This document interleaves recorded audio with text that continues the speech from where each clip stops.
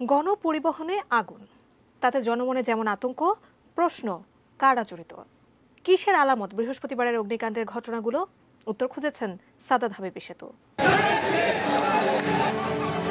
যাদেরকে অ্যারেস্ট করেছি তাদের রাজনৈতিক পরিচয় আছে। এগুলো কখন হয়? যখন দেশে গণতান্ত্রিক কোনো স্পেস থাকে না। রাজনীতি, ফায়দাল্লাহ, অপচেষ্টা। 2014 পর রাজধানী জুড়ে এমন চিত্র হুট করেই কারো মনে পড়বার কথা না।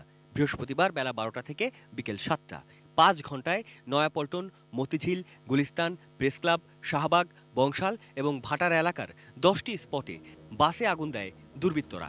হামলা আর অগ্নিসংযোগের ধরন ছিল একই রকম, যেন পুরনো নকশায় আবারও ফিরে আসার চেষ্টা, জ্বালাও পোড়াওয়ের রাজনীতির। ঘটনাটা খেয়াল করেন, সময়টা কিন্তু 12টা থেকে সন্ধ্যা 6টা, নির্বাচনের পিক টাইম এবং নির্বাচনের ফ্যাগেন্ড। ঢাকা শহরে যতটুকু জায়গাগুলো যেগুলোতে লোকের চোখ পড়ে, মানুষের দৃষ্টি আসে, জনগণের সমাগম বেশি, এরকম জায়গাগুলিতে এই ঘটনাগুলি ঘটলো।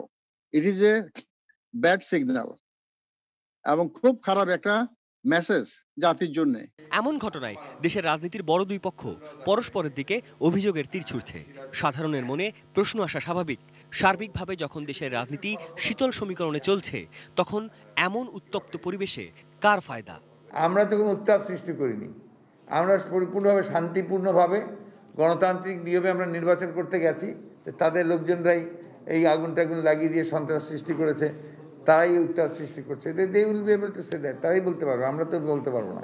আমি ক্ষমতায় আছি, সুবিধায় আছি, আমি কেন একটা অঘটন ঘটাবো? যারা অসুবিধায় আছে, অর্থাৎ প্রতিপক্ষ, এরা যেহেতু পারেই না কিছু করতে, ঠিক আছে, আমরা সারা বিশ্বকে দেখাই দিলাম যে এখানে আইন শৃঙ্খলা ঠিক নাই। আর আমরা আমাদেরও ক্ষমতা আছে, আমাদের সহকর্মী বা সমর্থকদেরকে জানান দিলাম যে আমরা ইচ্ছা করলে আবার জাগতে পারি। সাবেক এই পুলিশ প্রধানের ধারণা, মার্কিন নির্বাচনের পরপরই এমন ঘটনাকে খাটো বা ছোট করে দেখবার সুযোগ নেই। চাই সুষ্ঠু তদন্ত, কারণ এই সংস্কৃতিতে আখেরে ক্ষতি দেশের।